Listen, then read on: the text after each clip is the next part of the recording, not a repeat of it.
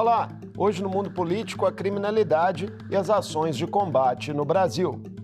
Dados recentemente divulgados indicam um aumento das ocorrências de estupros, violência doméstica e racismo no país, e uma queda nas mortes violentas.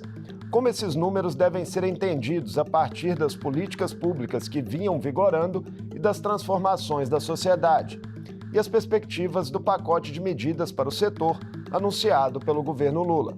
Eu converso com o professor da PUC Minas e especialista em segurança pública, Luiz Flávio Sapori. Professor Sapori, um prazer recebê-lo mais uma vez. É um prazer participar do programa e um abraço a todos e todas que nos assistem. Professor, um dos destaques negativos no 17º Anuário Brasileiro de Segurança Pública foi o fato do Brasil ter registrado no ano passado o maior número de estupros de sua história. Foram quase 75 mil vítimas, mais de 80% delas menores de idade, e 6 em cada 10 vítimas tinham menos de 13 anos. E há ainda um estudo do IPEA de março desse ano, segundo o qual apenas 8,5% dos crimes de estupro são reportados à polícia. Ainda há os efeitos da pandemia nesse quadro. Como é que o senhor vê os fatores que levaram a ele? Bom, Marco, eu entendo que esses números estão descortinando uma realidade que estava subjugada, escondida na sociedade brasileira. Aliás, não é só no Brasil que nós temos o estupro de vulnerável, não. A gente não tem que achar que todo quanto a mazela social acontece apenas no Brasil. Não é o caso, né? Adultos que assediam sexualmente crianças, né, os tais vulneráveis, né, abaixo de 14 anos de idade, isso é um fenômeno mundial, histórico antigo, infelizmente. No caso brasileiro, eu entendo que o crescimento desses números nos últimos anos é até anterior à própria pandemia, Marco. Os números já estavam sinalizando um crescimento paulatino já em 2018, 2019. Significa, do meu ponto de vista, e de outros estudiosos, que as vítimas estão se sentindo mais confiantes para tornarem público, para irem à polícia denunciar, né, o que aconteceu, sendo que muitos desses casos aconteceram há anos para trás. Né? Muitos desses números referem-se a assédios sexuais, estupros, que teriam acontecido há 8, 9, 10 anos atrás. Não há dúvida que a pandemia, a vida doméstica, né, esse recolhimento dentro de casa acentuou o fenômeno, mas reafirmo, é como se nós estivéssemos vendo o iceberg. A ponta do iceberg, Marco, está sendo cada vez mais revelada. O fato de mais casos de abuso sexual envolvendo pessoas famosas, né, serem divulgados também pode ter estimulado para mais vítimas trazerem à tona? Não há dúvida, porque muitas dessas pessoas que hoje, dessas vítimas que já estão hoje com 19, 20, até 30 anos de idade, vivenciam isso de uma maneira traumática. A criança que é vítima desse assédio sexual, o que não significa que o estupro de vulnerável, quem está nos assistindo, é importante ter a clareza disso, o estupro de vulnerável não envolve necessariamente o ato sexual. Né? São vários tipos de assédio, né? O contato físico, uma carícia indevida no órgão genital, tudo isso caracteriza ou pode caracterizar, né, o estupro de vulnerável. E muitas crianças, né, principalmente, então meninos passam por isso aos 8, 9 anos de idade, é comum. As meninas, principalmente a partir dos 12 anos, 13 anos, Marco, é a faixa etária mais comum onde esse fenômeno acontece. Vai chegar aos 20, 25, 26 anos e quando está vendo uma pessoa importante da sociedade, né, uma atriz, denunciar publicamente, essa pessoa também se sente à vontade. É isso que eu acho que está acontecendo no Brasil. E de alguma maneira, não só meninas e mulheres têm sido vítimas, isso atinge também garotos, infelizmente. E como combater, Sapori, né? Já que é uma prática que acontece muitas vezes ali, na maioria das vezes no ambiente privado, onde realmente as instituições policiais não chegam. Olha que problemão, Marco. Nós estamos falando, os assediadores são geralmente parentes, padrastos, pais, avós, vizinhos, primos, irmãos. É um fenômeno do ambiente doméstico, né? Aí tem outro agravante, porque as pessoas muitas vezes não têm coragem de denunciar. Muitas vezes as mães testemunham isso com seus filhos e filhas e não denunciam, porque supostamente você tem algo do ambiente doméstico, supostamente você vai resolver o problema dentro de casa, só que não resolve. O trauma permanece, né? O assédio vai se consolidando ao longo de uma vida. Não vejo solução de polícia para isso. Não tem como a polícia prevenir o fenômeno. É um fenômeno moral, ele está muito relacionado à instituição família, às instituições de controle do exercício da sexualidade na sociedade. Isso está muito relacionado ao que a gente chama em sociologia de um grau de anomia moral na sociedade, Marco. Isso se resolve, se discute à medida que o tema vem a público e a punição acontece. Fundamental. E segundo, quando o tema é acompanhado preventivamente na escola. Começar a identificar os primeiros sinais na escola e poder articular um aparato estatal e familiar para que o fenômeno não acentue. Falando na escola, para além dos estupros, né, todos os tipos de violência contra crianças e adolescentes cresceram no país em 2022. E as próprias escolas também experimentaram uma onda de ataques. Que papel que elas podem cumprir nesse contexto? Olha, elas são muito importantes. Eu acho que não devemos dizer, acreditar que a escola vai ser a grande anteparo para a violência na juventude. Não é. Eu acho que nós não podemos atribuir essa responsabilidade à escola, por uma razão muito simples. Na maior parte das vezes, a escola ela é vítima do problema. Esses casos mais recentes de jovens que cometeram chacinas, atentados em escolas, e entram e atiram a esmo, esse é um fenômeno complicado, é diferente das outras manifestações de violência escolar, que é, por exemplo, o bullying no dia a dia, que é, por exemplo, o uso de entorpecentes dentro da escola, invasões, depredação da escola. Esse tipo de criminalidade e violência que é comum, é o que a gente chama de violência escolar, brigas entre jovens, agressões a professores. Esse tipo de fenômeno ele já está constante no Brasil. Não há sinais que isso esteja crescendo, mas pelo menos ele está crônico. Me preocupa mais é a outra manifestação dos últimos meses. Os jovens, muitas vezes ex-alunos, que entram com arma de fogo e matam. É algo novo, típico da sociedade norte-americana, né, Marco? Ficar atento às redes sociais também. Exato, o trabalho preventivo da polícia é fundamental, porque geralmente esses jovens já anunciam o que vão fazer. O trabalho de inteligência das polícias é fundamental para prevenir esse tipo de violência. Sapori, a violência doméstica e os feminicídios, tanto em tentativas quanto em mortes consumadas, também apresentaram viés de alta. É verdade.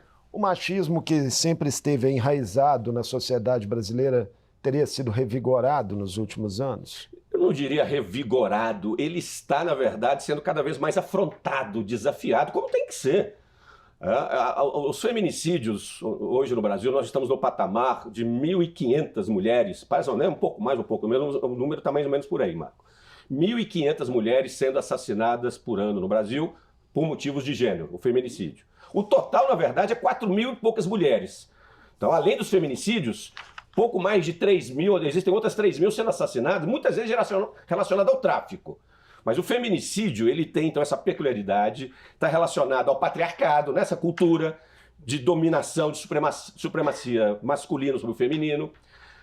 A mudança, nesse caso, não é simples, é uma mudança cultural que tem que vir de uma nova educação, de uma nova moralidade de meninos e meninas, principalmente meninos, já na escola e na família. Seria uma reação às lutas femininas terem ganhado talvez mais protagonismo, mais espaço. Exato, e a nova mulher, existe uma mulher hoje no Brasil e no mundo que não é mais a mulher de 50, 60 anos atrás, submissa, vinculada apenas à vida doméstica, que de alguma maneira se recolhe uma posição secundária em relação à dominação psicológica masculina. Essa nova mulher que não é de hoje é uma mulher autônoma, que busca a realização profissional, sexual, que toma a decisão de separar, de divorciar.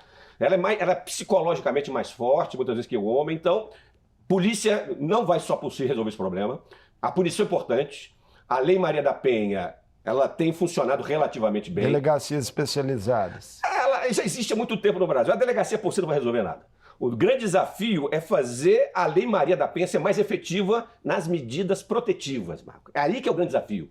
Porque muitas vezes o juiz determina o distanciamento, o afastamento do agressor, mas ninguém monitora, percebe? Ninguém consegue acompanhar e esse agressor vai encontrar uma oportunidade para matar a mulher que ele está, por algum motivo, querendo atender. Então, esse é um grande desafio, mas, olha, de novo, da mesma maneira que eu estou vulnerável, é uma questão cultural complexa. Não vamos achar que a polícia ou a justiça só vai resolver isso. Não vai. Esse assunto tem que ir para as escolas. Nós precisamos discutir e formar uma nova noção de masculinidade e de feminilidade. A discussão de gênero é fundamental no ensino básico As próprias né, forças policiais têm que estar mais preparadas para lidar com esse tema também? De maneira geral, sim, mas melhoraram muito. Há muitas patrulhas, Maria da Penha, nas polícias militares, funcionam muito bem. As de Minas Gerais, de maneira geral, são muito capacitadas para isso, como policiais, né, masculinos e femininos. Muitas delegacias especializadas, né, para esse tipo de violência contra a mulher têm funcionado relativamente bem. A de Belo Horizonte é quase que modelo no Brasil. Existe em Goiânia, em Vitória, experiências ótimas. Mas ainda em muitas grandes cidades do interior, a vítima chega muito maltratada, né, não há solidariedade. Ainda há juízes, como essa semana nós vimos um caso no Maranhão. Um juiz destratou, desconsiderou a vítima durante o depoimento, né, legitimando a violência do homem sobre a esposa. Então, avançamos muito, mas há um caminho longo ainda a percorrer. Mais um dado preocupante do anuário, né? O crescimento de 68% nos casos de racismo e de 54% nos crimes de transfobia. Esses números sinalizam o que sobre os estágios dos preconceitos na nossa sociedade? Eu acho que da mesma maneira que nós falamos das outras manifestações de violências, o que está acontecendo não é que está crescendo o racismo no Brasil. De novo, ele está sendo explicitado. Ele está vindo à tona. As vítimas estão sendo e se sentindo encorajadas, confiantes a denunciar injúrias raciais, preconceitos diversos, maus tratos por questões raciais ou mesmo de gênero, em ambientes comerciais, né, em condomínios, em vários ambientes públicos. O que antes era tolerado e não chegava ao conhecimento da polícia, hoje chegou. Inclusive porque o próprio direito penal passou a considerar isso, né? A própria legislação começou a considerar o racismo como um crime, o que não acontecia há 10, 15 anos atrás. Então é um fenômeno, eu diria, a sociedade está tendo mais consciência, principalmente as vítimas, de denunciar. Estamos tendo uma noção, então, mais precisa do tamanho da transfobia, né, e do racismo na sociedade brasileira. Ao mesmo tempo, tem discursos de ódio sendo banalizados também? O discurso de ódio, ele contra grupos específicos, né, ele foi muito banalizado nos últimos 4 anos. Não é dúvida. O governo Bolsonaro, de maneira geral, e o bolsonarismo como ideologia de extrema-direita, a gente tem que analisar isso. Não há dúvida que o discurso bolsonarista de extrema-direita, ele potencializa a animosidade contra grupos alternativos, do ponto de vista sexual, né, do ponto de vista de gênero, do ponto de vista de raça. Isso não é só no Brasil. A extrema-direita no mundo como um todo, ela é intolerante com a diversidade. Ela é intolerante com as manifestações diversas do ser humano. Por isso que por isso que a extrema-direita como um todo, ela é antidemocrática, ela é perigosa. Né? E à medida que esse tipo de ideologia ela vai crescendo numa sociedade, os conflitos vão aumentando. Não há dúvida, isso é fato sim no Brasil nos últimos 4 anos. A boa notícia que veio do anuário, Sapori, foi a queda do número de mortes violentas fato. Né, no país, com o melhor resultado em mais de 10 anos. Foram 47.508 vítimas em 2022. Como especialistas interpretam esses números? Eles têm a ver com políticas estaduais que teriam sido exitosas? O que vocês enxergam? Pois é, olha que dado interessante, né? Crescendo em relação no número de estupros, crescendo violência contra a mulher, violência doméstica, né? Transfobia, racismo e os homicídios caindo. Isso não é contraditório porque são manifestações diferentes de violência. O que provoca o estupro de vulnerável são causas diferentes do homicídio. Né? Então a gente tem que entender que isso não é contraditório. O que está acontecendo do meu ponto de vista, e aliás, antes disso, nós tivemos quase 40 mil vítimas de homicídio no ano passado. É o menor número dos últimos 10 anos.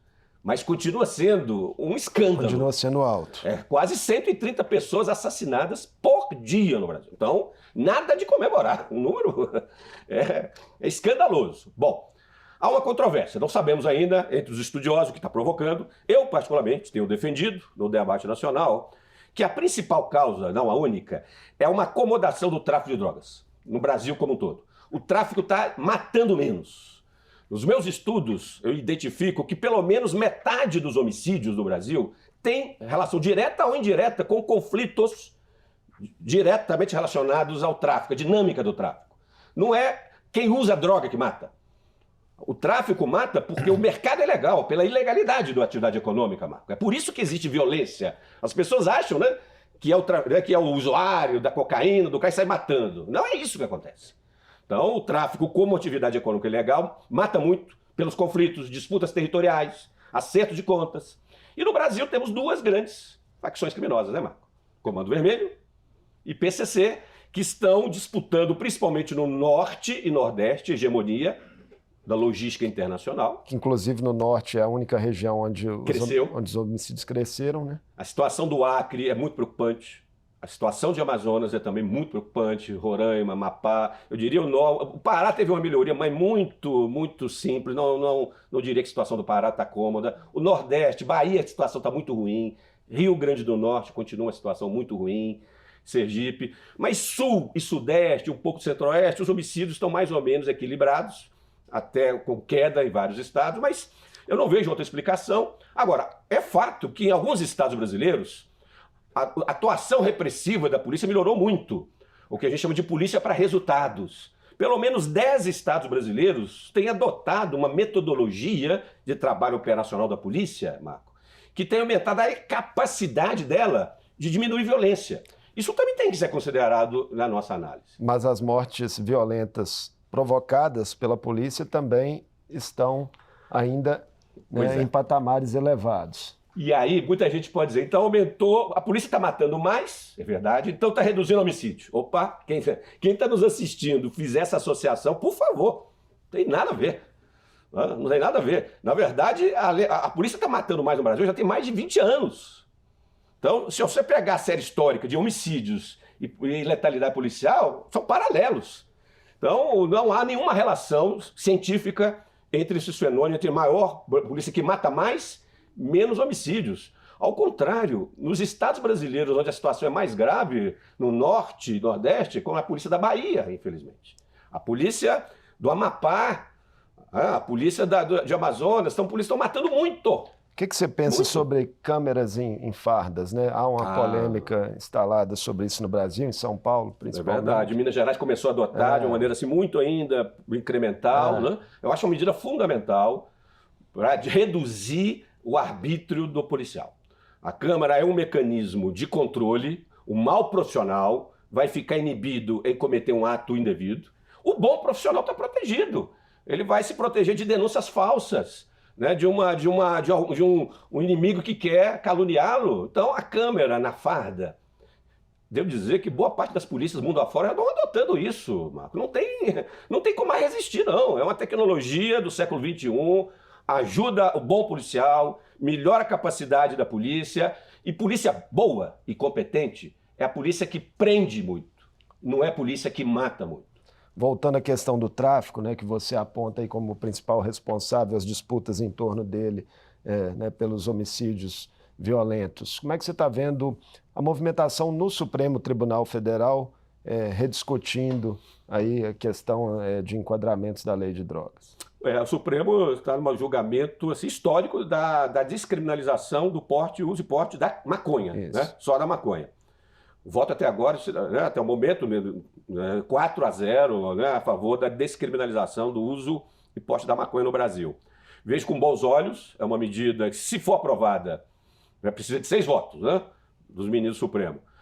Ela vai significar uma maior racionalidade no trabalho policial, no sentido de definir com mais clareza quem é o usuário, quem é traficante.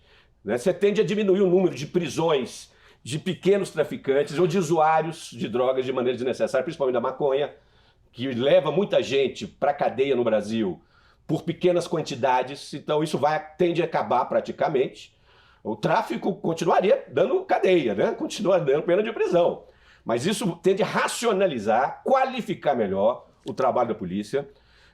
Eu vejo com bons olhos. Agora, quem está nos assistindo, o que o Supremo está votando não é a legalização como o Uruguai fez, como o estado da Califórnia nos Estados Unidos fez, o estado de Nova York, Canadá. Então, vamos por parte. Então, o Supremo do Brasil está adotando uma medida bastante modesta, por enquanto, mas é um avanço. Medidas mais ousadas, você acha que estariam no horizonte do país? Não vejo. Eu já vejo até com surpresa essa iniciativa do Supremo Tribunal Federal. está provocando inclusive polêmicas com o Legislativo, né? Que tem um perfil mais conservador. Exatamente, não só há uma discussão moral, os segmentos conservadores estão reagindo, mas é o Supremo legislando, há uma controvérsia política em torno disso, mas fora isso, há segmentos conservadores no Brasil que não querem e veem com maus olhos, mas me parece inevitável, vejo, né, vai ser um avanço se o Supremo conseguir a maioria de 6 votos. Não creio que o Brasil vai caminhar para a legalização da maconha como o Uruguai fez ou como o Canadá, acho pouco provável. Por quê? Porque aí as resistências sociais são muito maiores. E aí o Supremo não teria autonomia para isso. Aí seria o Legislativo que teria que tomar essa decisão. Não vejo o Legislativo brasileiro, no momento, é muito conservador, na sua maioria. Pode ser que ele mantenha esse perfil, né, nas próximas legislaturas.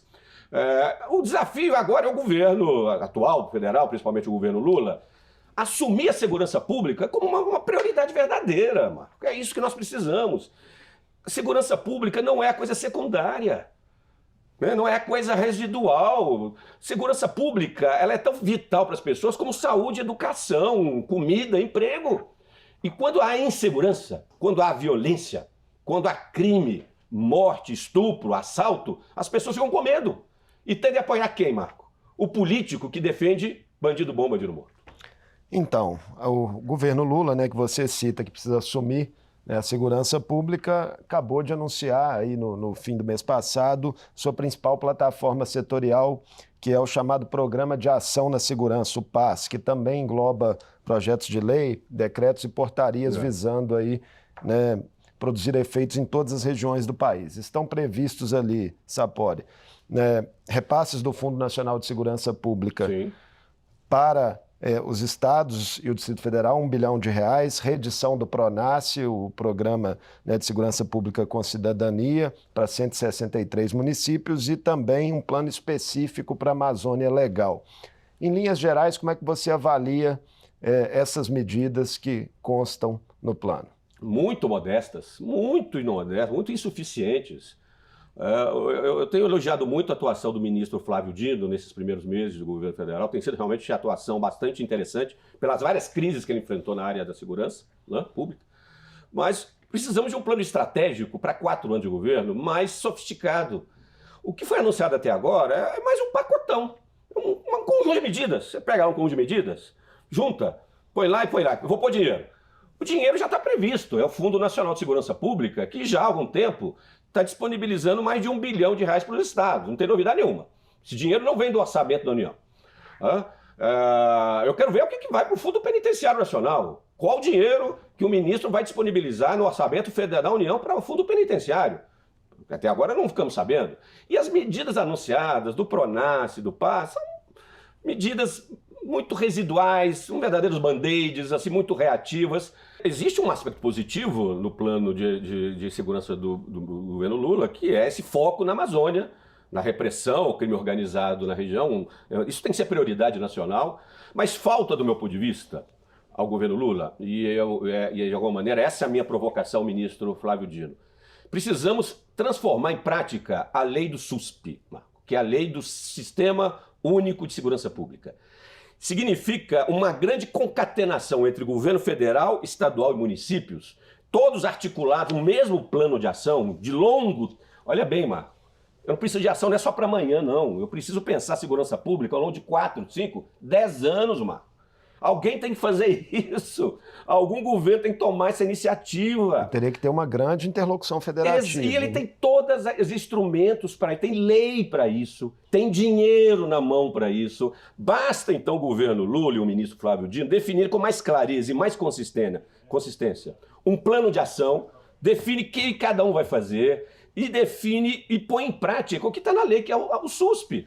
É o que eu espero. Se o governo Lula não fizer isso, tudo que foi anunciado até agora vai ser mais do mesmo. Um ponto muito específico, né, que tem trazido debate na sociedade é em relação às armas, né, os armamentos. No governo Bolsonaro se aumentou o registro de armas de fogo no Brasil quase 7 vezes. É verdade. Que impactos esse movimento trouxe e como é que o senhor está vendo também, o senhor já pode emendar nas duas coisas, o novo decreto editado pelo governo Lula que restringe ali compras de fuzis e pistolas, diminui o número de armas e munições aos CACs, né, impede que eles também transitem com armas municiadas. Bom, o crescimento do acesso à arma de fogo no Brasil durante o governo Bolsonaro teve uma consequência bastante clara, inquestionável para quem estuda o tema. O crime organizado teve mais acesso à arma de fogo de uso restrito. O acesso a fuzis, a submetralhadoras, por parte, né, de membros do PCC, do Comando Vermelho e das milícias, aumentou efusivamente. É impressionante como a Polícia Federal passou a ter problema com isso. Né? Você passou a ter atiradores laranja vinculados a clube de tiro que adquiriam 60 armas. Imagina! Olha que loucura, podia adquirir 60 armas de fogo, algumas de calibre restrito das Forças Armadas. E onde a Polícia Federal começou a pegar essas armas, Marco? Com criminosos do PCC, do Comando Vermelho. Foi essa a consequência. Esse é o legado do Bolsonaro na segurança pública, esse é o legado da segurança pública do Bolsonaro em termos. Fortaleceu o armamento do crime organizado. Então, o governo Lula acerta, e muito, em cheio, né? Aí vamos reconhecer mérito do ministro Flávio Dino, de voltar ao que era antes. Né? Você tem restrições severas hoje para adquirir arma de fogo, então você não tem mais aquela porteira aberta, o número de armas que colecionadores, atiradores e caçadores, hoje, os tais CACs, o número passou a ser muito pequeno. Antes era 60 armas, agora eu acho que está reduzido para menos de 10, se não me engano. Munição também, o acesso à munição, poder comprar munições diminuiu. O trânsito dessas armas por esses caçadores, colecionadores também diminuiu. Então, a torneira foi fechada, a porteira foi fechada, grande medida, é um grande avanço, porque o legado do governo Bolsonaro nessa área, meu prezado amigo, foi devastador. Professor Sapori, muito obrigado por essa conversa conosco no Mundo Político, que nos ajuda a entender aí os complexos desafios da segurança pública no Brasil. Contamos com o senhor em outras oportunidades. Eu que agradeço, um abraço, né, mais uma vez a todos e todas que nos assistiram. Eu conversei com o professor da PUC Minas, especialista em segurança pública, Luiz Flávio Sapori. Falamos sobre os números mais atuais da criminalidade no Brasil, os perfis de ocorrências em crescimento e em queda e os possíveis impactos junto à sociedade de ações e programas do poder público. O Mundo Político fica por aqui. Obrigado por nos acompanhar e até o próximo programa.